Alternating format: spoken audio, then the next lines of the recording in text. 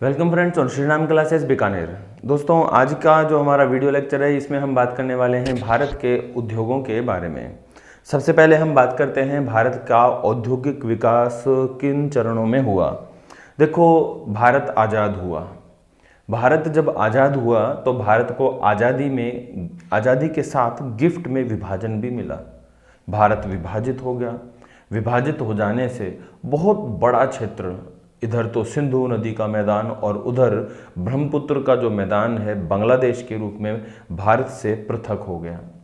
अब भारत से जब ये बहुत बड़े क्षेत्र पृथक हो गए तो अचानक से भारत के जो उद्योग धंधे थे, उनको जो कृषि से मिलने वाला कच्चा माल था वो पूरी तरह से क्या हो गया, खत्म हो गया। ठीक है, कारण था ऐसा कि उद्योग धंधे क्या थे, भारत में स्थापित थे और बहु कच्चा माल आया करता था पाकिस्तान से, यानी सिंधु के देश से, और एक इधर बांग्लादेश से।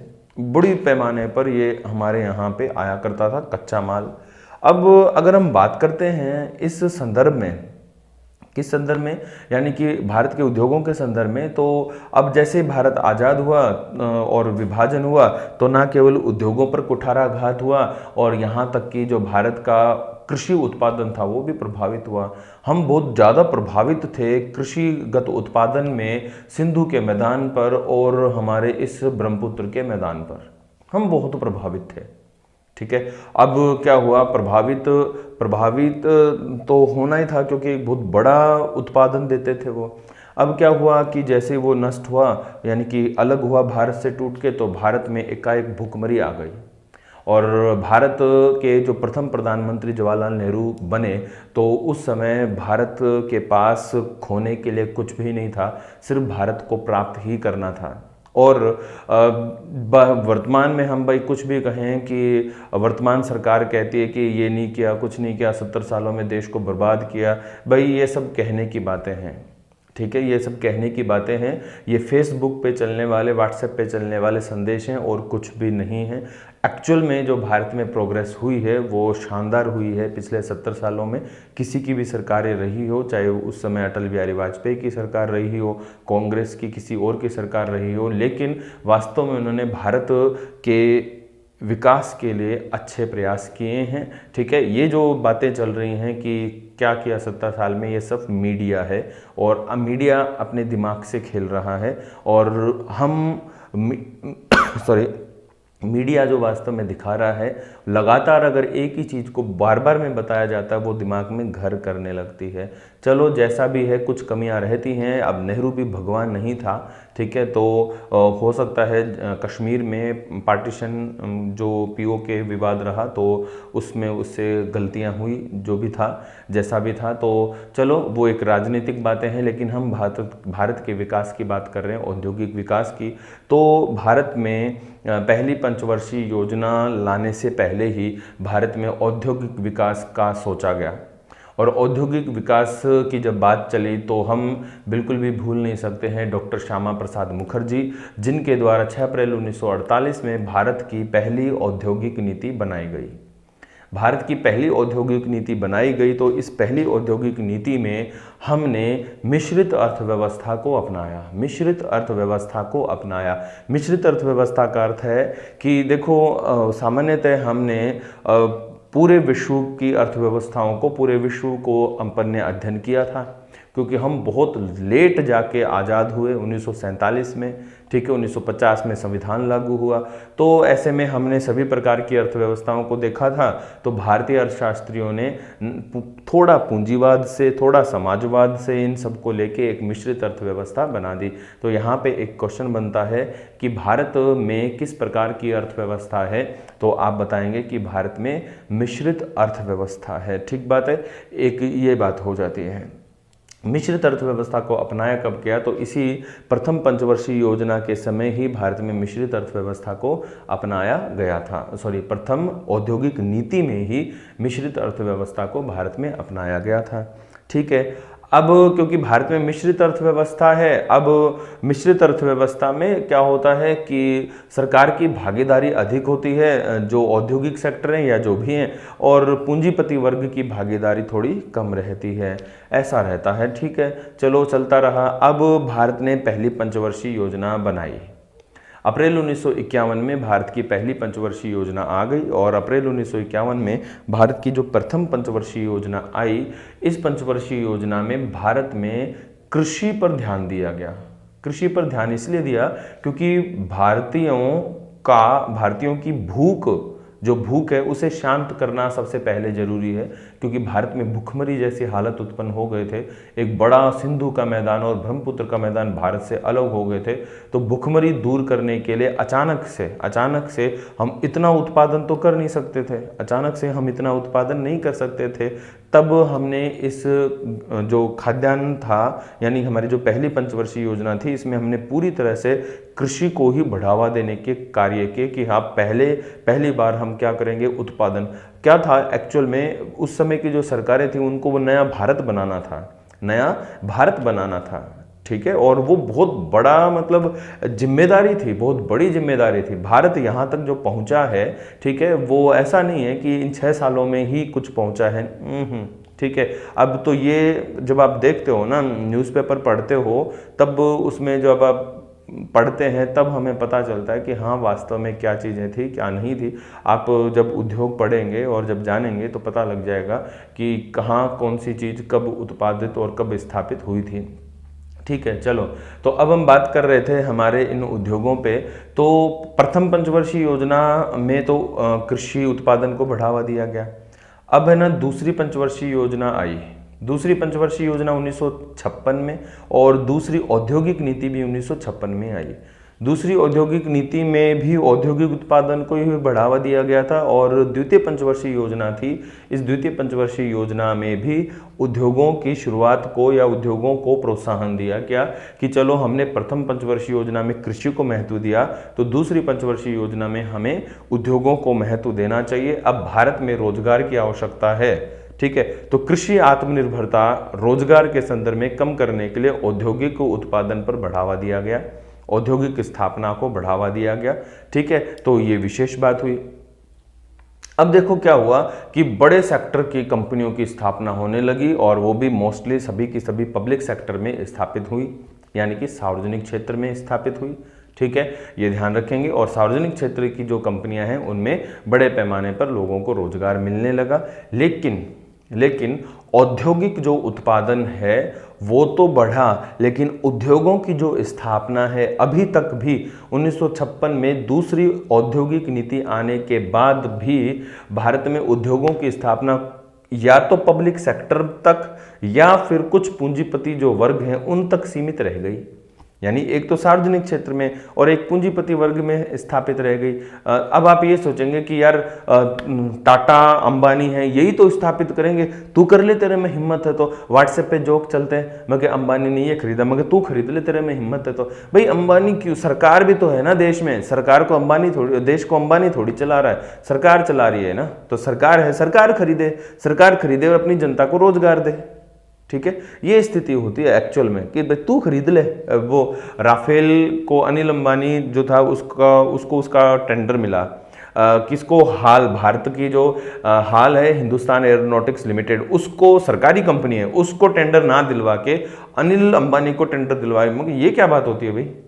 हाल की स्थापना क्यों की है? हाल में जो बैठे कर्मचारी हैं उनका घर कैसे चलेगा? जो कर्मचारी हैं जो गवर्नमेंट सेक्टर की है, उसको वो राफेल का टेंडर है वो क्यों नहीं मिला? वो कहाँ से बीच में आ गया? तो ये सारी चीजें हैं। फिर वही बात है कि भाई अनिल अंबानी को मिलेगा तो तू बन जाना, ऐसे बातें होती है। मगर तू खरीद ले, फिर तू ले ले टेंडर, तेरे में दम है तो। अनिल अंबानी खरीदेगा, हर कोई थोड़ी खरीदेगा, रामू बाणे थोड़ी खरीदेगा, ऐसा कुछ बोलते हैं। लेकिन सरकार है, देश में सरकार है, और सरकार है वो देश चलाने के लिए है, उन पूंजीपति वर्ग को चलाने के लिए नहीं है। ठीक है, चलो जो भी था, लंबी बहस का मुद्दा है। कुछ इसके पक्ष में तर्क होते हैं निजीकरण के, कुछ विपक्ष में तर्क होते हैं। चलो हम आगे और बढ़ते हैं। अब उद्योगों की स्थापना नहीं हो पाई थी, तो ऐसे में लगातार औद्योगिक उत्पादन अच्छा तो रहा हमारा, लेकिन जो आम वर्ग यानी कि जो मध्यम वर्ग है वो उद्योगों की स्थापना नहीं कर पा रहा था। ठीक है, अब क्यों नहीं कर पा रहा था, तो उसकी कुछ वजह थी। उसकी वजह थी कि सरकार ने लाइसेंस प्रणाली को जटिल बना रखा था। ठीक है, लाइसेंस प्रणाली को जटिल बना रहा था कि उद्योगों की स्थापना होगी तो लाइसेंस लेकर ही होगी, तो औद्योगिक स्थापना को जटिल बना रखा था। जटिल में लाइसेंस प्रणाली बहुत जटिल थी। दूसरी बात, लाइसेंस प्रणाली जटिल होने के बाद उस का जो टेंडर है वो बहुत मुश्किल से जो आम व्यक्ति हैं उनको मिला करता था। प्रभावशाली लोग उस टेंडर को खरीद लिया करते थे। तो इस तरह से ये सब चलता रहा। अब ऐसे में 1991 की बात आई। 1991 में भारत में औद्योगिक स्थिति डाउन होने के साथ साथ जो भारत का रुपया है वो भी गिरने लगा। बहुत ही ज़बरदस्त स्थिति में हम पहुंच गए। आर्थिक इकोनॉमिक क्राइसिस आज वाली जैसा नहीं, आज तो माइनस में चल रही है जीडीपी -23.9, वाह ग्रेट। ठीक है, लेकिन रुपया गिर रहा था लगातार, और मोदी जी कहते हैं कि रुपया उसी देश का गिरता है जिसकी सरकार गिरी हुई होती है। तो अब आप देख लीजिए कि रुपया गिर रहा है तो हमारी सरकार गिरी हुई है कि नहीं है। ठीक है, तो अब क्या होता है कि हमारे देश में 1991 में भी रुपया गिरने लगता है, और अब इस समय वित्त मंत्री थे मनमोहन सिंह। पीवी नरसिम्हा राव की सरकार थी, लेकिन वित्त मंत्री थे मनमोहन सिंह, और मनमोहन सिंह ने उस समय गिरते हुए रुपए को संभाला और देश को एक जबरदस्त औद्योगिक नीति दी। 24 जुलाई 1991 को देश में नवीनतम औद्योगिक नीति आई, और उसके बाद से आज तक कोई औद्योगिक नीति बनाने की आवश्यकता ही नहीं पड़ी। 24 जुलाई 1991 की औद्योगिक नीति में 3 चीजों को अपनाया गया। एक चीज अपनाई गई उदारीकरण। उदारीकरण के अलावा एक अपनाया गया भूमंडलीकरण। भूमंडलीकरण। एक अपनाया गया निजीकरण। निजीकरण।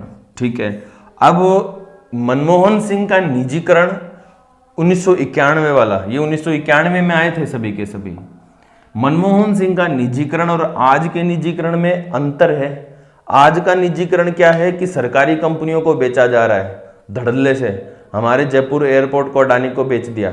ठीक है, तो निजीकरण किया जा रहा है, वो अलग चीज है। यहां पे निजीकरण, मनमोहन सिंह का जो निजीकरण है आर्थिक रूप से वो ये है कि अब उद्योग निजी क्षेत्र में भी स्थापित हो सकते हैं। अब उद्योग निजी क्षेत्र में भी स्थापित हो सकते हैं। इसका अर्थ ये नहीं है कि सरकारी कंपनी उठाई और बेच दी, ये बिल्कुल भी नहीं है। ठीक है, अब ये फेसबुक पे ये चलता है कि भाई सरकारी कंपनियों में काम नहीं होता इसीलिए बेच दी, इसीलिए तो प्राइवेट स्कूल, सरकारी स्कूल से ज़्यादा प्राइवेट स्कूल में जा रहे हैं। प्राइवेट स्कूल में जा रहे हैं तो बच्चों आपको रोजगार भी उसी तरह का मिलता है। प्राइवेट स्कूल में जाके देख लो आप, आपके बच्चों से फीस तो बहुत अच्छी ली जाती है, लेकिन वहाँ पे जो टीचर हैं उनको कितना पेमेंट मिलता है, शोषण होता है उनका। ठीक है, अब वहाँ पे वो शोषण ही होगा, फिर वहाँ पे प्राइवेट सेक्टर में शोषण होता है और वो शोषण ही होगा। ऐसा नहीं होता है, ये कहने को कहते हैं प्राइवेट सेक्टर में काम करोगे तो मिलेगा, काम करके देखो, शोषण ही होता है वहाँ पे, है ना, ये ध्यान रखना है। तो निजीकरण, मनमोहन सिंह का निजीकरण अलग था, वर्तमान में जो निजीकरण वो चल रहा है सरकार का वो कुछ अलग है। ठीक है, इस निजीकरण में, वर्तमान निजीकरण में सरकारी कंपनियों को बेचा जा रहा है। यह निजीकरण क्या है कि उद्योगों को निजी क्षेत्र के लिए खोल दिया जाए, कि उद्योग ना केवल, अमुक उद्योग ना केवल सरकारी सेक्टर में बल्कि निजी क्षेत्र में भी स्थापित हो सकता है। यह है भूमंडलीकरण। भूमंडलीकरण का अर्थ होता है ग्लोबलाइजेशन, यानी भारत के दरवाजे समस्त उद्योगों के लिए खुल गए, पूरे विश्व की कंपनियों के लिए खुल गए। इसका भी विरोध किया गया कि भूमंडलीकरण से जब विदेशी कंपनियां भारत में आ जाएंगी तो भारत की जो कंपनियां हैं देशी, वो उनके जो कर्मचारी हैं वो बेरोजगार हो जाएंगे, भारत के जो स्थानीय लोकल मजदूर हैं वो बेरोजगार हो जाएंगे। भाई थोड़ी सी समझने की बात है, हमारे यहाँ पे भूमंडलीकरण में सिर्फ ब्रांड आता है, एडिडास का सिर्फ ब्रांड ही आया है ना भारत में। ठीक है, एडिडास की कोई आपने देखा हो सेल्समैन, कोई अंग्रेज हो या कोई एडिडास की जहां कंपनी है वहां का सेल्समैन बेच रहा है। एडिडास शूज बनते हैं इंडिया में, बनाने वाले वर्कर भारतीय। अब मुनाफा तो लेगा, अंबानी ले रहा है मुनाफा, तो ये भी तो लेंगे ना। अब ऐसा थोड़ी है कि भाई देश का पैसा देश में ही रह जाए, अंबानी आपको कुछ नहीं देने वाला है, वो सरकारों की जेब भरता है और सरकारें उनके कहे अनुसार काम करती हैं। बस ये धंधा चल रहा है भारत में आज, ठीक है ना, ये ध्यान रखना। तो भूमंडलीकरण से लाभ ही है, हमें हानि नहीं है। उपभोक्ता यहाँ पे फायदे में है, उपभोक्ता को चयन का अधिकार मिलता है, ठीक है, उसे पसंद नहीं आता है यदि एडिडास का तो वो ले सकता है रेड चीफ का, या और भी है हमारे पास बहुत सारे ब्रांड, ली कूपर वगैरह, इन सब का ले सकता है। उदारीकरण जो पद्धति है, इस उदारीकरण पद्धति में उद्योगों में लाइसेंस प्रणाली को क्या बनाया गया, लचीला बनाया गया। उद्योगों के लाइसेंस प्रणाली को लचीला बनाया गया और उद्योगों को लाइसेंस से मुक्त कर दिया गया। आज अगर हम बात करते हैं निजीकरण की, तो वर्तमान में एक ही उद्योग भारत सरकार ने ऐसा छोड़ा है, रेलवे का भी निजीकरण कर दिया है। बड़े बड़े रेलवे प्लेटफार्म बेच दिए गए हैं और 109 ट्रेनें भारत की बेची जा रही हैं। तो निजीकरण यहाँ पे अब एक ही उद्योग है और वो है परमाणु ऊर्जा। परमाणु ऊर्जा एकमात्र ऐसा उद्योग परमाणु ऊर्जा है जो कि सिर्फ सार्वजनिक क्षेत्र में स्थापित होगा, बाकी सभी उद्योगों को निजी क्षेत्र के लिए खोल दिया गया है। मैं फिर बता रहा हूं, वर्तमान निजीकरण और मनमोहन सिंह वाले निजीकरण में जमीन आसमान का अंतर है। मनमोहन सिंह का निजीकरण यह है कि उद्योगों को, अमुक उद्योग को निजी क्षेत्र में स्थापित होने की मंजूरी दी जाए। यहाँ का निजीकरण है वर्तमान का कि जो सरकारी कंपनियां बेच दो, देश की संपत्ति है बेच दो, देश की कंपनियां जो स्थापित होने में जिनको इतना लंबा समय लगा, स्टेबल होने में इतना लंबा समय, एक झटके में बेच दो, खत्म। हमारा क्या जाता है, आगे आने वाले सोचते रहेंगे। अब यहाँ भूमंडलीकरण हो समझ में आ गया। उदारीकरण है, उदारीकरण में लाइसेंस प्रणाली लचीली बनाई गई। तो अब हमारे भारत में 5 ही उद्योग ऐसे छोड़े हैं जिन्हें अनिवार्य लाइसेंस लेने की आवश्यकता है, ठीक है।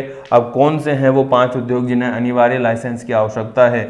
इन 5 उद्योग में आता है तंबाकू, तंबाकू एवं संबंधित उत्पाद,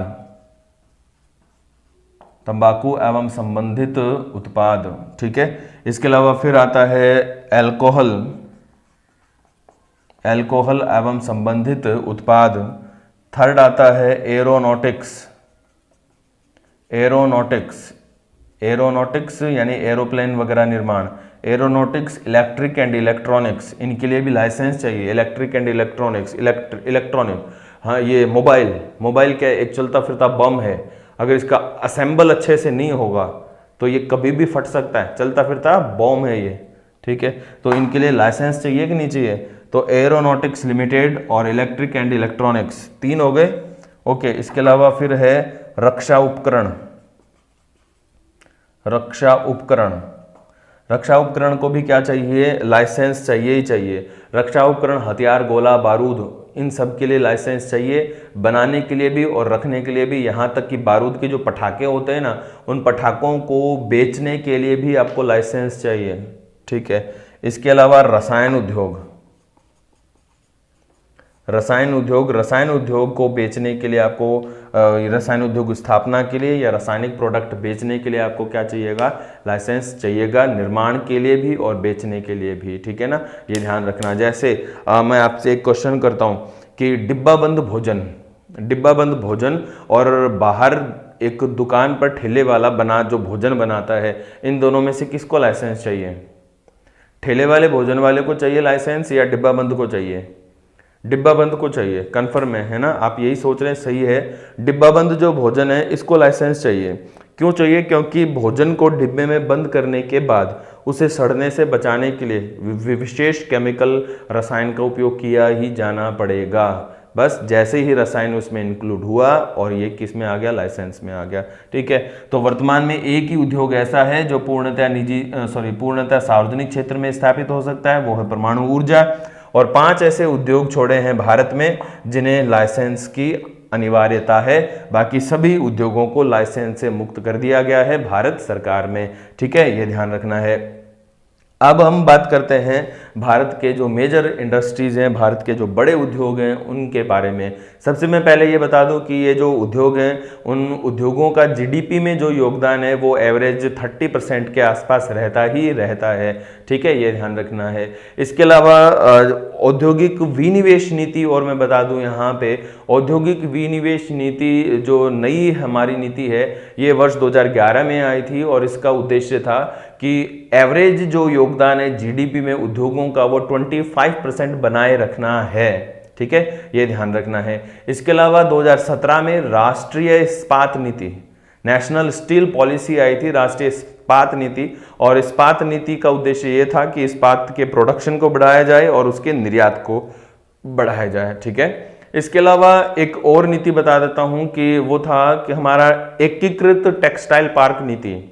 एकीकृत टेक्सटाइल पार्क नीति जो कि 2011 में आई थी, इस नीति के अकॉर्डिंग भारत में टेक्सटाइल पार्क, टेक्सटाइल का अर्थ समझते हैं ना, वस्त्र, टेक्सटाइल पार्कों की स्थापना की जानी थी और वो निर्यात को बढ़ावा देने के लिए था। और मैं बताऊं आपको, भारत का पहला टेक्सटाइल पार्क हमारे राजस्थान के बगरू, जयपुर में स्थापित हुआ था। ठीक है, ये ध्यान में रखना है हमें। अब हम बात करेंगे हमारी औद्योगिक नीति, विनिवेश नीति, इस्पात नीति के बाद और टेक्सटाइल पार्क के बाद हम बात करेंगे खनिज आधारित उद्योगों के बारे में।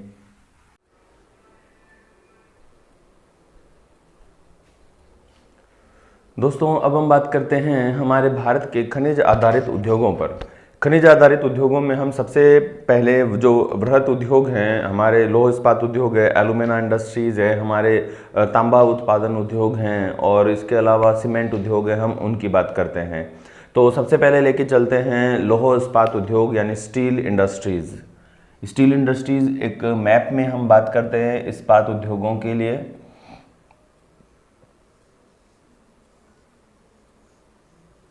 देखो, अगर हम इस्पात उद्योगों की बात करते हैं हमारे भारत में, तो हमारे भारत का जो पहला इस्पात उद्योग है, भारत का पहला इस्पात उद्योग है वो, अगर यूं कहें कि पहले इस्पात उद्योग का प्रयास अगर कहाँ किया गया, तो पहला इस्पात उद्योग तो एक अलग बात हो गई, लेकिन मैं इससे पहले एक कहानी के रूप में हम शुरू करते हैं कि भारत में एक स्थान है चेन्नई, यानी जो उस समय मद्रास हुआ करता था, वहाँ एक स्थान है पोर्टो नोवा।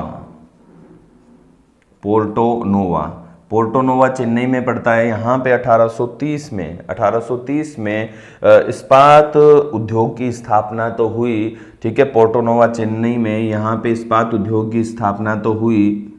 ठीक है, लेकिन यहाँ पे इस्पात का उत्पादन ही नहीं किया जा सका। ठीक है, यानी सिर्फ इंडस्ट्री स्थापित हुई, और जब इस्पात का वहाँ उत्पादन नहीं हुआ तब हम उसे भारत का पहला इस्पात उद्योग नहीं कह सकते हैं। लेकिन ये भी एक प्रयास अच्छा है। पूछा जाता है कि भारत में इस्पात उत्पादन का प्रथम प्रयास कहाँ किया गया, तो आपको आंसर देना है पोर्टो नोवा चेन्नई में, क्योंकि आप आरएस के विद्यार्थी हैं, स्टूडेंट हैं, तो आपको ये चीज़ भी पता होनी चाहिए। ठीक है, तो पोर्टो नोवा और इस्पात उद्योग की स्थापना, यानी इस्पात उद्योग की स्थापना का प्रयास हुआ 1830 में, लेकिन उत्पादन नहीं हुआ। इसके बाद हम चलते हैं हमारे वेस्ट बंगाल में, पश्चिम बंगाल में बाराकर नदी के किनारे दामोदा श्रेणी में, यानी दामोदा श्रेणी का मतलब यह है कि दामोदर हुगली ये भारत का प्रथम औद्योगिक प्रदेश है। दामोदा हुगली कहते हैं इसको। ठीक है, तो बाराकर नदी के किनारे पश्चिम बंगाल में कुल्टी नामक स्थान पर 1870 ईस्वी में बाराकर आयरन वर्क्स की स्थापना की गई, जिसे बाद में बंगाल आयरन वर्क्स भी कहा गया। बाराकर आयरन वर्क्स, ठीक है, या इसे कहा गया बंगाल आयरन वर्क्स। ओके, अब इस कुल्टी 1870 में जो ये प्लांट स्थापित हुआ, यहाँ पे स्टील का प्रोडक्शन हुआ, यानी इस्पात का उत्पादन हुआ 1874 में। और बस यहाँ पे ये वाली जो तिथि है, 1874, ये माना जाता है हमारे भारत का पहला इस्पात उद्योग, ये भारत का पहला इस्पात उद्योग माना जाता है। ये निजी क्षेत्र में स्थापित हुआ था। ठीक है, ये ध्यान रखना है। कब, अब इसको यूँ पूछे ना कि भारत का पहला इस्पात उद्योग कब आया, तो हमें 1870 नहीं बताना, 1830 नहीं बताना, हमें क्या बताना है, 1874 बताना है। ठीक है, ये ध्यान रखना है। अब हम आगे चलते हैं। ये चलता रहा। जेम्स इरिक्सन जो थे उन्होंने यहाँ पे प्रयास किया था। जेम्स इरिक्सन,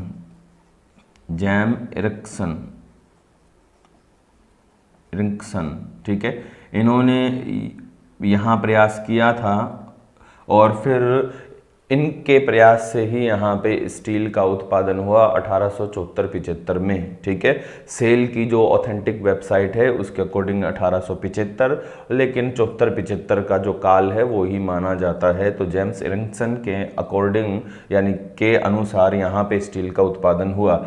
अब हम चलते हैं भारत का, ये पहला है भारत का सबसे बड़ा यानी भारत का प्रथम वृहत स्टील इंडस्ट्रीज भी हुई यहाँ पे स्थापित इसी दामोदर हुगली श्रेणी में स्वर्ण रेखा नदी के किनारे। स्वर्ण रेखा नदी के किनारे एक गांव पड़ता है, गांव का नाम है साकची।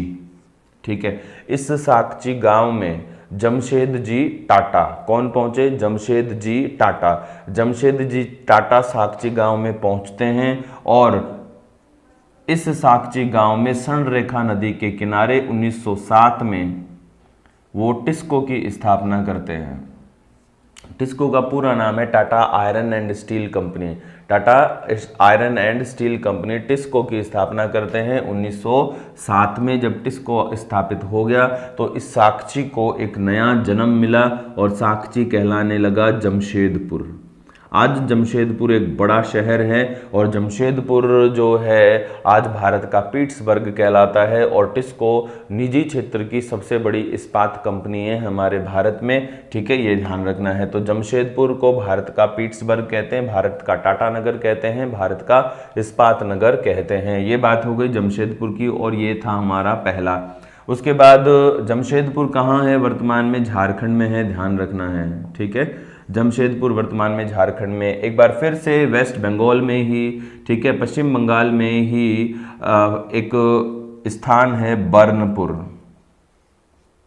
ठीक है, बर्नपुर में 1918 में, ठीक है, सेल की जो ऑथेंटिक वेबसाइट है उसके अकॉर्डिंग 1918 में और प्रतियोगिता दर्पण के अनुसार 1919 में। तो 1918 में हो सकता है कि 1918 में स्थापित हुआ और 1919 में यहाँ पे प्रोडक्शन शुरू हुआ, लेकिन सेल की वेबसाइट के अकॉर्डिंग 1918 में यहाँ पे बर्नपुर में इसको की स्थापना की गई, IISCO इसको। ठीक है, और IISCO इसको का फुल फॉर्म होता है Indian iron and steel company. ठीक है, Indian iron and steel company, इसको आज इसे सिर्फ ISCO के रूप में जाना जाता है। एक आई हटा दिया, सीधा नाम है इंडियन स्टील कंपनी। ठीक है, इंडियन स्टील कंपनी ISCO। ठीक है, तो ये इसको 1918 में स्थापित हुआ और इसके अलावा फिर 1937 में बंगाल में ही 1937 में पश्चिम बंगाल में ही स्थापित हुआ steel corporation of India. Steel corporation of India की स्थापना की गई,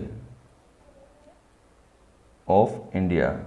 ठीक है, अब स्टील कॉरपोरेशन ऑफ इंडिया 1937 में आया, जिसका 1952 में विलय कर दिया गया इसी इसको में। 1952 में इसका विलय हो गया, 1952 में इसको में विलय हो गया और उसके पश्चात इसको में कुल्टी और हीरापुर वाले जो प्लांट हैं वो भी इसको में ही मिला दिए गए थे। ठीक है, ये ध्यान रखना है। इसके बाद स्थापित हुआ 1923 में कर्नाटक में भद्रावती नदी के किनारे।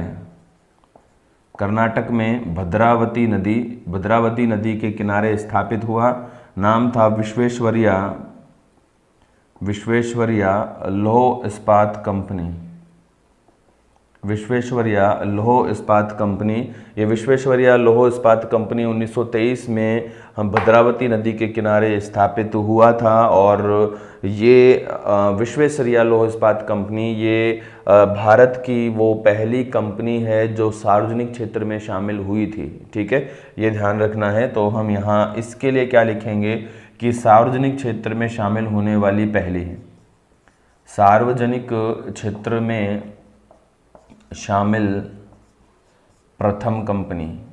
ठीक है, ये ध्यान रखना है। तो सार्वजनिक क्षेत्र में आने वाली ये प्रथम कंपनी रही थी हमारे भारत की। तो अगर आपसे कोई क्वेश्चन पूछे कि भारत में लौह इस्पात उद्योगों के प्रयास का प्रथम प्रयास कहाँ किया गया, तब तो आपको आंसर देना है पोर्टो नोवा में। फिर पूछे कि भारत का पहला लौह इस्पात कारखाना कहाँ स्थापित हुआ, तो कुल्टी 1874 में। फिर कोई पूछे कि भारत का प्रथम वृहत स्टील प्लांट कहाँ स्थापित हुआ, तो 1907 में जमशेदपुर में टिस्को के रूप में। फिर कोई पूछे कि भारत का वह लौह इस्पात उद्योग जो सार्वजनिक क्षेत्र में आने वाला पहला था, तो सार्वजनिक क्षेत्र में शामिल होने वाला प्रथम बना था विश्वेश्वरैया लौह इस्पात कंपनी। ये स्थापित 1923 में हुआ था। आप ये मत समझना कि 1923 में स्थापित हुआ तो ये सार्वजनिक क्षेत्र में आ गया, नहीं। 1923 में ब्रिटिश शासन काल ही है हमारे भारत में, है ना। अभी ब्रिटिश शासन काल ही है, भारत आज़ाद नहीं हुआ है। भारत की आज़ादी के बाद पहली बार जो सार्वजनिक क्षेत्र में शामिल हुआ वो यही था, विश्वेश्वरैया लौह इस्पात कंपनी। ठीक है, ये ध्यान रखना है। वीएसपी के नाम से जाना जाता है, वीएसपी, विश्वेश्वरैया स्टील कंपनी। ठीक है, तो ये ध्यान रखना है। तो ये हो गया हमारा विश्वेश्वरैया लौह इस्पात कंपनी 1923 में। अब क्या हुआ, भारत आज़ाद हो गया। भारत आज़ाद हुआ तो भारत की आज़ादी के साथ ही द्वितीय पंचवर्षीय योजना काल में हमारे भारत में उद्योगों की स्थापना को बल दिया गया। द्वितीय पंचवर्षीय योजना काल को हम भारत में औद्योगिक क्रांति की शुरुआत मान सकते हैं।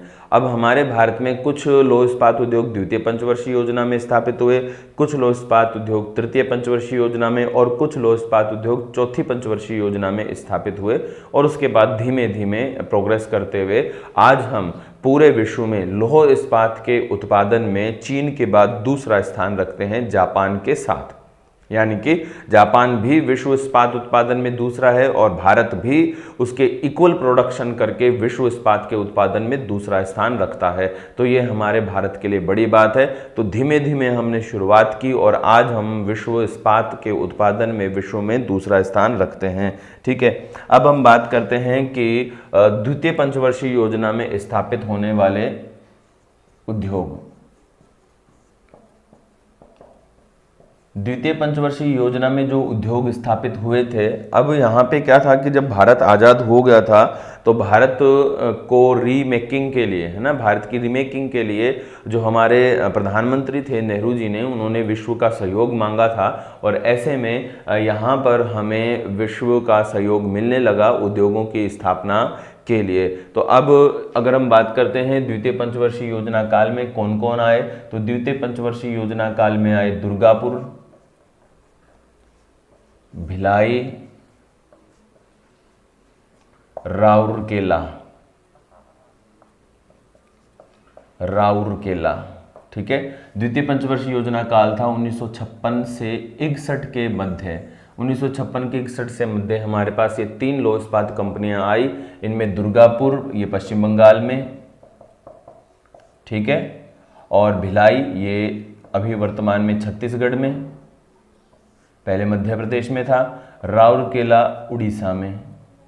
ठीक है, दुर्गापुर जो पश्चिम बंगाल में स्टील प्लांट स्थापित हुआ उसका नाम यही है, कोई स्पेशल नाम नहीं है, नाम यही है दुर्गापुर स्टील प्लांट। तो ये ब्रिटेन के सहयोग से भारत में स्थापित किया गया। भिलाई छत्तीसगढ़ वाला सोवियत रूस के सहयोग से भारत में स्थापित हुआ। राउरकेला जर्मनी के सहयोग से हमारे भारत में स्थापित किया गया। ठीक है ना, ये ध्यान रखना है। तो दुर्गापुर पश्चिम बंगाल और ब्रिटेन के सहयोग से, भिलाई छत्तीसगढ़ सोवियत रूस के सहयोग से, राउरकेला उड़ीसा जर्मनी के सहयोग से। अब द्वितीय पंचवर्षीय योजना काल में यहाँ लिख देता हूँ, थर्ड पंचवर्षीय योजना काल में हमारे पास एक ही आया, एक ही उद्योग की स्थापना हुई और वो थी बोकारो। ठीक है, बोकारो स्टील प्लांट, और बोकारो झारखंड में है वर्तमान में। और बोकारो जो स्थापित हुआ था वो सोवियत रूस के सहयोग से स्थापित हुआ था तीसरी पंचवर्षीय योजना काल में। इसके अलावा फिर चौथी पंचवर्षीय योजना काल में हमारे कुछ आए, इनमें थे सलेम,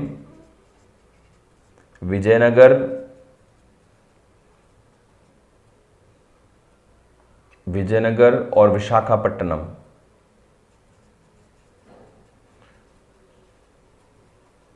ठीक है, ये ध्यान रखना, सलेम, विजयनगर और विशाखापट्टनम।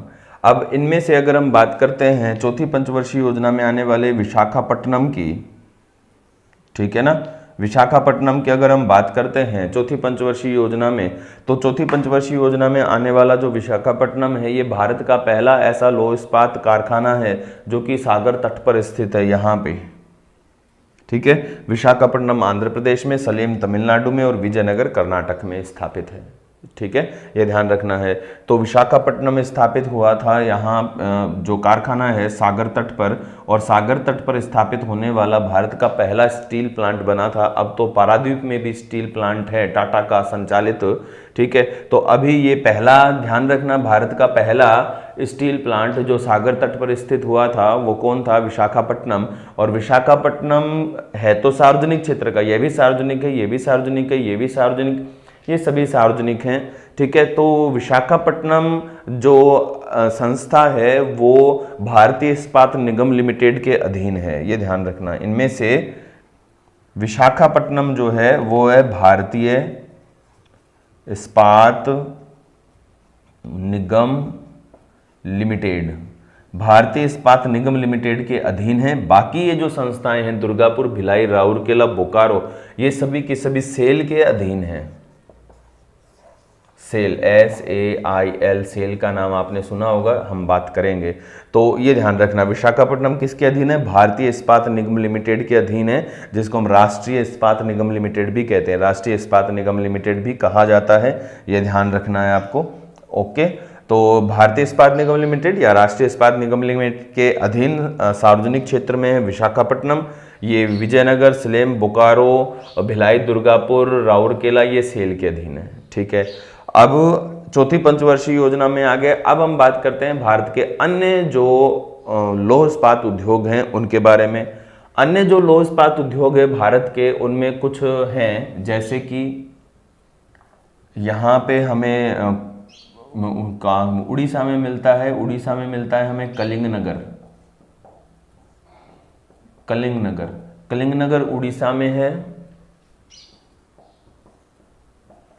ठीक है, इसके अलावा हमें मिलता है जिंदल स्टील, ये भी उड़ीसा में है, अंगुल उड़ीसा में, जिंदल स्टील अंगुल उड़ीसा में।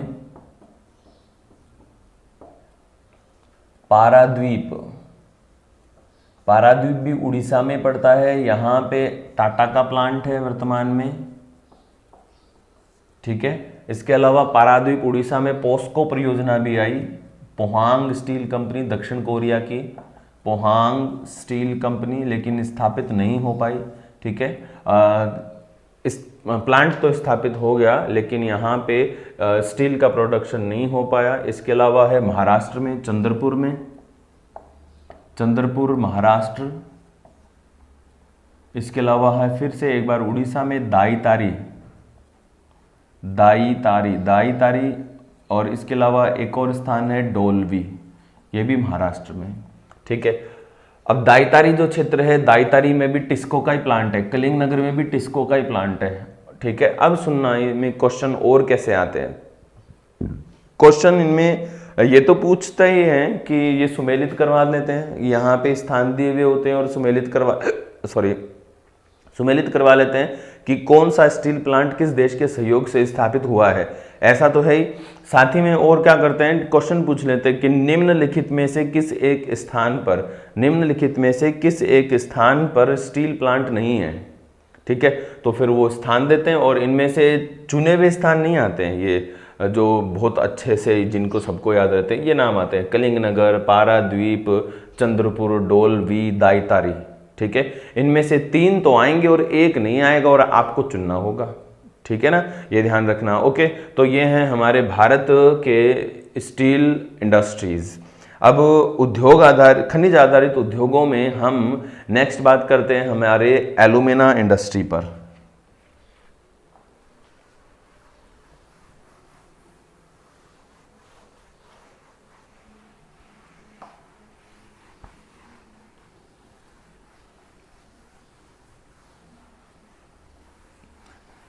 एलुमिना इंडस्ट्री की अगर हम बात करते हैं तो ये भी हमारे भारत में काफ़ी पुराना उद्योग है।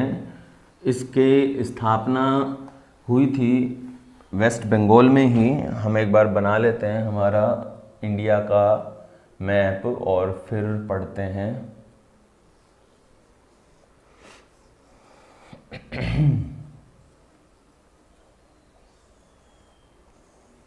देखो, अगर हम बात करें हमारे भारत में तो हम सबसे पहले वेस्ट बंगाल ही चलते हैं। ठीक है, वेस्ट बंगाल में हमारा पहला जो एलुमिना उद्योग है वो 1937 में जेके नगर आसनसोल, ये वेस्ट बंगाल में पड़ता है, तो जेके नगर आसनसोल में स्थापित हुआ। ठीक है, ये ध्यान रखना। तो जेके नगर आसनसोल में 1937 में स्थापित होने वाला ये प्लांट है और स्थापित हुआ वेस्ट बंगाल में। और इस प्लांट का नाम था, आसनसोल में प्लांट का नाम हो गया था बाद में इंडाल्को, और कनाडा का सहयोग लिया था। इंडाल के नाम से स्थापित हुआ था, बाद में इसको इंडाल्को कर दिया था, INDALCO, इंडाल्को। पहले केवल इंडाल के नाम से स्थापित हुआ, कनाडा का सहयोग मिला, नाम हो गया इंडाल्को, और पूरा नाम था Indian alumina company. Indalco, Canada का सहयोग, इंडियन एलुमिना कंपनी। ठीक है, ये ध्यान रखना है। जेके नगर आसनसोल में इंडाल के नाम से ये स्थापित हुआ था। इसके बाद 1938 में 3 प्लांट एक साथ स्थापित हुए हमारे भारत में। 1938 में एक प्लांट स्थापित हुआ था एलुपुरम अलवाई में।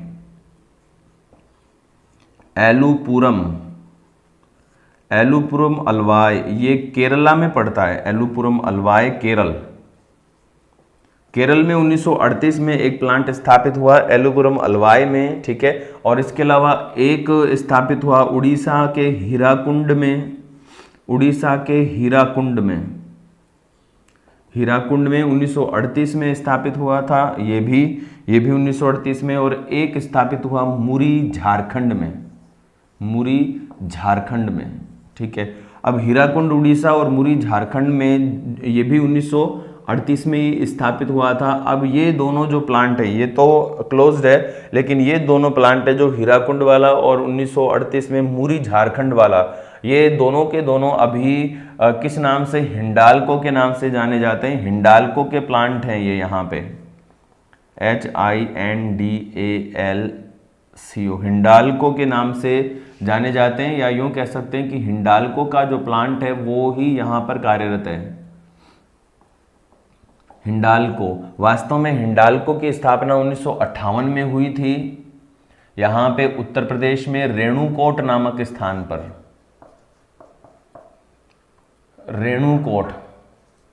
रेणुकोट उत्तर प्रदेश में एक प्लांट स्थापित हुआ 1958 में। 1958 में प्लांट का नाम था हिंडाल्को का फुल फॉर्म है हिंदुस्तान एलुमिना कंपनी। हिंडाल्को का पूरा नाम हिंदुस्तान एलुमिना कंपनी। स्थापित हुआ 1958 में, किस देश के सहयोग से, USA के सहयोग से।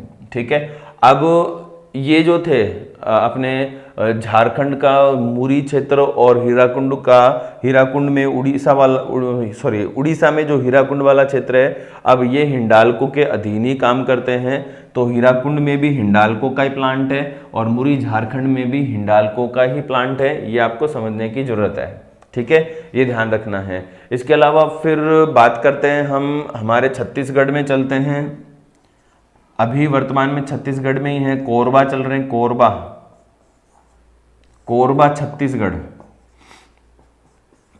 छत्तीसगढ़ में जो प्लांट स्थापित हुआ उसका नाम रखा गया बाल्को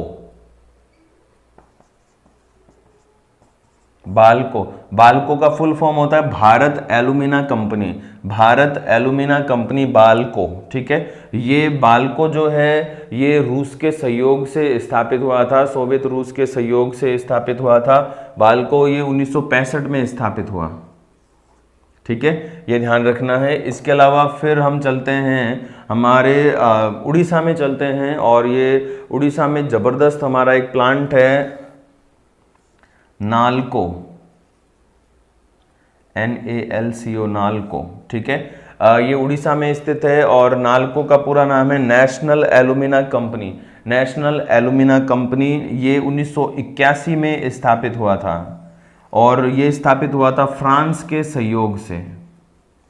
फ्रांस के सहयोग से नालको, फ्रांस के सहयोग से नालको स्थापित हुआ। और आपको बताऊं कि ये देश का सबसे बड़ा एल्यूमिना उत्पादक प्लांट है, देश की सबसे बड़ी एल्यूमिना उत्पादक कंपनी है, ठीक है। और नालको को आप याद रखना है, ठीक है। इसके अलावा अब फ्रांस के सहयोग से स्थापित हुआ था, ध्यान रखना, ठीक है। नेक्स्ट हम चलते हैं हमारे मालको, मालको थोड़ी पढ़ लिया, नहीं पढ़ा, मालको नहीं पढ़ा और वेदांता नहीं पढ़ा। तो मालको के लिए हम चलते हैं यहाँ पे तमिलनाडु में। तमिलनाडु में Mettur alumina company, Mettur alumina company के नाम से स्थापित हुआ और ये नाम रखा पड़ा मालको। मालको की स्थापना 1965 में ही हुई है और मालको स्थापित हुआ है हमारे इटली के सहयोग से, मालको स्थापित हुआ इटली के सहयोग से, ठीक है, ये ध्यान रखना है। इसके अलावा फिर उड़ीसा में ही एक स्थान है झारसुगुड़ा, उड़ीसा, झारसुगुड़ा उड़ीसा में स्थापित हुआ Vedanta alumina company, Vedanta alumina company. अब ये जो वेदांता एल्यूमिना कंपनी है, ये वेदांता एल्यूमिना कंपनी स्थापित हुई उड़ीसा के झारसुगुड़ा में और ये जर्मनी के सहयोग से स्थापित हुई, जर्मनी के सहयोग से स्थापित हुई। और ये जो कंपनी है झारसुगुड़ा उड़ीसा वेदांता, ये आई 1976 में, 1976 में, ठीक है दोस्तों। तो ये आपको ध्यान में रखना है। तो ये हैं विशेष हमारे उड़ीसा और हमारे भारत के, उड़ीसा का अकेला का क्या है, भारत के प्रमुख एल्यूमिना इंडस्ट्री, एल्यूमिना उत्पादन में हम उतार चढ़ाव में रहते हैं। अभी 5वें स्थान पर हैं, लेकिन जैसे ही हमारे नए डाटा आते हैं तो ये यहाँ पे डाटा काफ़ी जल्दी चेंज होते हैं। 7वां, 5वां, 6ठा, तीसरे तक भी हम गए हुए हैं। तो भी 5वां स्थान है एल्यूमिना के उत्पादन में पूरे विश्व में, ठीक है, ये ध्यान रखना है। ओके, इसके बाद हम बात करते हैं सीमेंट उद्योगों की। सीमेंट उद्योगों पे देखो कुछ क्वेश्चन हैं और ये बहुत मतलब वर्किंग इसमें काम कम है, सीधा ही इजी है ये, तो हम बात करते हैं। सीमेंट उद्योग में अगर हम बात करते हैं तो ये एक भारी उद्योग है, कच्चा माल इसका बहुत भारी है। तो जहाँ पे कच्चा माल मिलता है वहीं पे सीमेंट उद्योगों की स्थापना की जाती है, ये सबसे बड़ी बात है। जहाँ पे कच्चा माल मिलता है वहीं पे सीमेंट उद्योगों की स्थापना की जाती है, ठीक है। सीमेंट के उत्पादन में चीन के बाद हमारा जो भारत है वो दूसरा स्थान रखता है। सीमेंट उत्पादन में चीन के बाद भारत का दूसरा स्थान है। भारत में राजस्थान है, आंध्र प्रदेश है, मध्य प्रदेश है, ये अग्रणी राज्यों में से हैं। भारत में एक क्वेश्चन आपके आरएस में ही आया था, आरएस प्री में क्वेश्चन ये था कि भारत में सीमेंट उद्योगों का अच्छा विस्तार हुआ है, ये तो था उसका कथन। नीचे आता है कारण आता है कि सीमेंट उत्पादन के लिए आवश्यक कच्चा माल भारत में या राजस्थान में प्रचुर मात्रा में मिल जाता है। अब ऐसे जो क्वेश्चन होते हैं उन क्वेश्चन में क्या होता है, मैं देखो बोर्ड पे लिखता हूं, इसको मिटा के आप क्वेश्चन याद नहीं रख पाएंगे।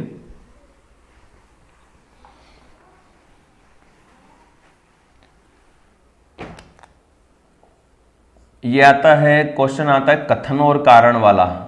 ये तो है कथन और नीचे है इसका कारण। कथन आता है भारत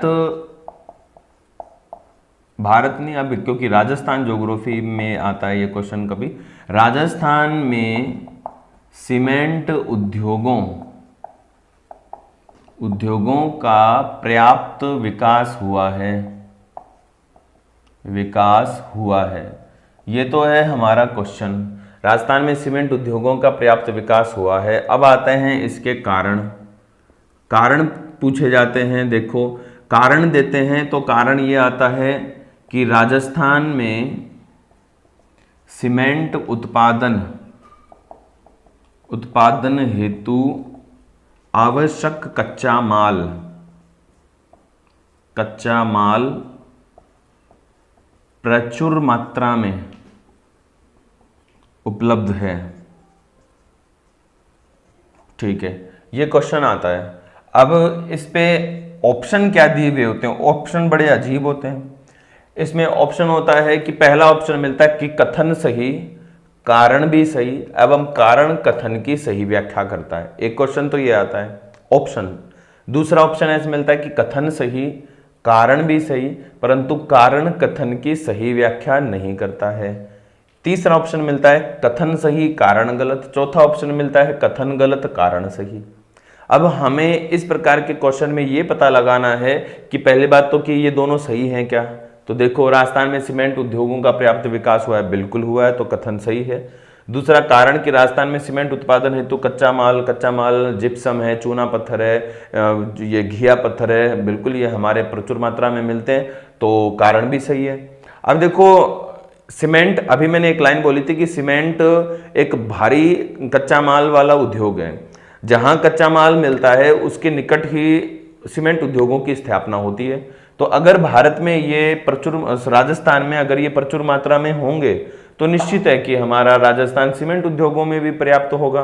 तो इसका अर्थ होता है कि कथन भी सही है, कारण भी सही है, और ये जो कारण है कथन की सही व्याख्या करता है। आपके आरएस के एग्जाम में इस तरह के क्वेश्चन भी बहुत सारे शामिल किए हुए होते हैं, ठीक है, ये ध्यान रखना है। अब हमारे भारत का जो पहला सीमेंट उद्योग है वो 1904 में चेन्नई में स्थापित हुआ। चेन्नई में स्थापित हुआ था 1904 में। अब हमारे भारत के जो बड़े सीमेंट प्लांट हैं, उन सीमेंट प्लांट की अगर हम बात करते हैं तो उसमें एसीसी सीमेंट आता है, associated cement company. North India में तो नहीं, बट साउथ इंडिया में उसकी बड़ी डिमांड है। अल्ट्राटेक ने जबरदस्त नाम कमाया है। अल्ट्राटेक, आदित्य बिरला ग्रुप, उसने बिनानी सीमेंट को भी खरीद लिया है। इसके अलावा फिर श्री सीमेंट। तो ये तीन बड़े प्लांट हैं हमारे भारत में, ठीक है, एक तो एसीसी, अल्ट्राटेक और श्री सीमेंट। सार्वजनिक क्षेत्र में भी एक प्लांट था, वो वर्तमान में बंद है, और वो था cement company of India, CCI, ठीक है, ये ध्यान रखना। एक और चीज मैं बताऊं आपको कि सीमेंट उद्योग देश का एकमात्र ऐसा उद्योग है जो लगभग 100% निजी क्षेत्र में स्थापित है। लगभग 100% ये निजी क्षेत्र में ही स्थापित है। कौन सा उद्योग? सीमेंट उद्योग, ठीक है, ये ध्यान रखना है आपको। ओके, अब हम बात करते हैं खनिज आधारित उद्योगों में कौन से हो गए हमारे। सीमेंट हो गया, एल्यूमिना हो गया, और लोहा हो गया, इस्पात। अब हम तांबा की बात करते हैं। तांबा उत्पादन की अगर हम बात करते हैं तो तांबा भारत तो कोई विशेष स्थान नहीं रखता है। वैसे चिली वगैरह हैं, ये बड़े देश हैं, लेकिन हमारे भारत में तांबा उत्पादन में मध्य प्रदेश पहला स्थान रखता है, राजस्थान दूसरा स्थान रखता है। तांबा उत्पादन की जो देश की सार्वजनिक क्षेत्र की सबसे बड़ी कंपनी है वो एक ही याद रखनी है आपको, तो HCL, हिंदुस्तान कॉपर लिमिटेड। अब HCL भारत के संदर्भ में क्वेश्चन नहीं, लेकिन राजस्थान के संदर्भ में ज्यादा महत्वपूर्ण क्वेश्चन HCL से बनता है। राजस्थान में HCL की स्थापना खेतड़ी नगर क्षेत्र में 1967 में की गई थी, यूएसए के सहयोग से, ठीक है। HCL के द्वारा हमारे राजस्थान में खेतड़ी कॉपर कॉम्प्लेक्स की स्थापना की गई, और लेकिन ये HCL का खेतड़ी कॉपर कॉम्प्लेक्स वाला जो प्लांट है 2008 से बंद है, घाटे में रहने की वजह से। अब वर्तमान में इस HCL के प्लांट को दोबारा शुरू करने की मांग उठ रही है। एक्चुअल में क्या है कि HCL का प्लांट बंद है, यहाँ से तांबा निकलना बंद नहीं हुआ है। खेतड़ी नगर क्षेत्र से अपने राजस्थान के खनिजों में पड़े हैं चांदमारी, कोलीहान, वनवास, ये जबरदस्त 3 खाने हैं यहाँ पे झुंझुनू में, और झुंझुनू को हम तांबा जिला की संज्ञा देते हैं। तो यहाँ से तांबा निकलना बंद नहीं हुआ है, बस तांबे का सांद्रण है, सांद्रण यानी मेल्टिंग, तांबे का शुद्धिकरण, वो बंद हो रखा है। और इस वजह से हजारों जो वर्कर्स हैं, कर्मचारी हैं, वो क्या हैं, घाटे में, मतलब कि बेरोजगार पड़े हैं। अब सरकारें देखो, बड़ी अजीब सरकारें देश को मिली हैं कि सरकारें जो हैं वो जो मतलब निजी उद्योगपति हैं उनका कर्ज माफ कर रही है, उनकी फाइलें सुप्रीम कोर्ट से गायब हो जाती हैं, उनकी फाइलें संसद से गायब हो जाती है। राफेल की फाइल संसद से गायब हो गई है, जो विजय माल्या है उसकी फाइल गायब हो गई है। पता ही नहीं है कि क्या चल रहा है देश में। लेकिन जो सार्वजनिक कंपनियां हैं उनको बचाने की कोई नहीं सोच रहा है। सार्वजनिक कंपनी पड़ी है, चलो खत्म, धूल खा रही है। मशीनरी, अरबों रुपए की मशीनरी है HCL के प्लांट प्लांट में धूल खा रही हैं, खत्म हो रही हैं, उन्हें रीमेक करने में लंबी प्रोसेस लगती है और बड़ा पैसा लगता है, लेकिन सरकारें उन्हें बचाने के लिए कुछ नहीं कर रही हैं। विजय माल्या जैसे साहूकारों को बचाने के लिए सरकारें लगी हुई हैं। अनिल अंबानी का घाटा पूरा कर रही हैं, अनिल अंबानी को राफेल का टेंडर दिलवा रही हैं, जबकि हाल जो है हमारा हिंदुस्तान एरोनॉटिक्स लिमिटेड है, हाल वो ठाले बैठा है। तो चलो जो भी है, हमारे भारत में जो भी चल रहा है, सरकारें जैसी भी मिली है, चुनी हमने ही है, ठीक है, कोई सी भी सरकार हो, चुनी हमने ही है। तो ये हिंदुस्तान कॉपर लिमिटेड है, ये धूल खा रहा है और इसे दोबारा शुरू करने की मांग भी की है हाल ही में, लेकिन कुछ आना जाना है नहीं। दोबारा शुरू करने का मतलब है संपूर्ण मशीनरी का नवीनीकरण, संपूर्ण मशीनरी का नवीनीकरण, क्योंकि 2008 से बंद है, आज है 20-12 साल में मशीनें खत्म। मशीनरी ऐसी होती है कि वो जब तक चलती रहेंगी तब तक फिट एंड फाइन रहेंगी, एक बार बंद खत्म, एक साल भी बंद रह जाती है खत्म, ये तो 12 साल बंद है। तो पूरा नवीनीकरण किया जाए होगा और इतनी बड़ी राशि मुझे नहीं लगता है कि वर्तमान सरकार किसी सार्वजनिक कंपनी को पुनर्जीवित करने के लिए लगाएगी। बिल्कुल भी नहीं, वो तो सार्वजनिक कंपनियों को बेच रही है। ले लो भाई, ले लो, HCL ले लो, HZL ले लो, सारे ले लो जो भी हैं, जितनी भी अब मैं नाम क्या बोलूँ, 23 सार्वजनिक कंपनियां, 109 ट्रेन, कितने ही रेलवे स्टेशन और कितने ही एयरपोर्ट सरकार ने बेच दिए हैं। चलो ठीक है, जैसा भी है देखते हैं आगे का क्या रहता है, भारत का फ्यूचर, इनके लाभ निकलते हैं कि हानियां निकलती हैं, वो सब हमें देखने पड़ेंगे। ओके, चलो हम बात करते हैं हमारे खनिज आधारित जो उद्योग है, तांबा उद्योग को मैंने आपको बता दिया है। HCL, ऐसा नहीं है कि HCL केवल राजस्थान में ही है, HCL MP में भी है, HCL मध्य प्रदेश में भी HCL के प्लांट है, और जहां कहीं भी भारत में ताम्र खनन होता है वो HCL के माध्यम से ही होता है। ताम्र खनन और सांद्रण दोनों, एक्चुअल में HCL ताम्र सांद्रण से रिलेटेड सार्वजनिक क्षेत्र की सबसे बड़ी कंपनी है। ओके दोस्तों, तो ये हमारे भारत के प्रमुख बड़े वृहद खनिज आधारित उद्योग थे। अब अगर इमारती पत्थर वगैरह पे हम चलते हैं तो वो सीधे सीधे कहाँ, राजस्थान में ही आ जाते हैं, और राजस्थान को हमने अच्छे से उद्योगों में पढ़ रखा है। ओके, इसके पश्चात हम बात करेंगे हमारे भारत में कृषि आधारित जो उद्योग हैं उनके बारे में। ओके, कंटिन्यू आप साथ बने रहिए।